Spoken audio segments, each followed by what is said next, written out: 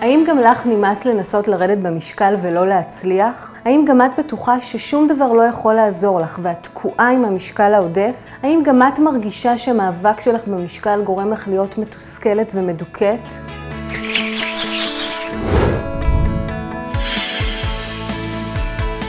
שלום, שמי ענבל ברדוגו.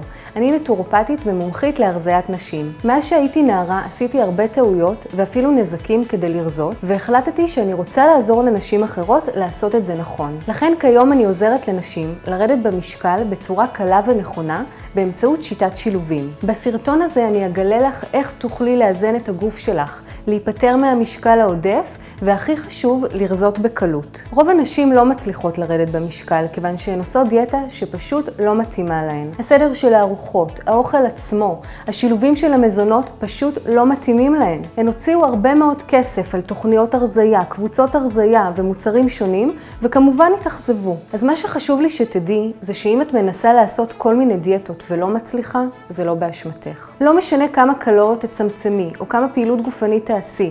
אם לא תפתרי את הגורמים לעלייה במשקל אצלך, לא תצליחי באמת לרזות, כי אלה לא השיטות שיפתרו לך את הבעיה. הגורמים שמקשים על הירידה במשקל הם רבים ומגוונים, ובדרך כלל מדובר בשילוב של מספר גורמים, כגון חילוף חומרים ירוד שגורם לגוף לאגור שומן, חוסר איזון הורמונלי שמוריד את חילוף החומרים ומשבש את מנגנון הרעב והשובע, מחסור בסרוטונין שגורם לתשוקה למתוק, ועוד ועוד ועוד. בשיטת שילובים אנו מאתרים את הגורמים הללו ומאזנים אותם, וככה תצליחי לרזות בקלות, מבלי לסבול. התשוקה למתוק ולפחמימות תפחת משמעותית. התיאבון שלך ירד, והמשקל שלך ירד וירד. אני מזמינה אותך לקבל בחינם שיחת אבחון אישית, שתעזור לך לגלות מהם הגורמים שמקשים עלייך לרזות, והאם שיטת שילובים יכולה לעזור לך להגיע למשקל היעד שלך. כל מה שעלייך לעשות זה למלא את הפרטים ממש כאן, והשיחה כבר בדרך אלייך.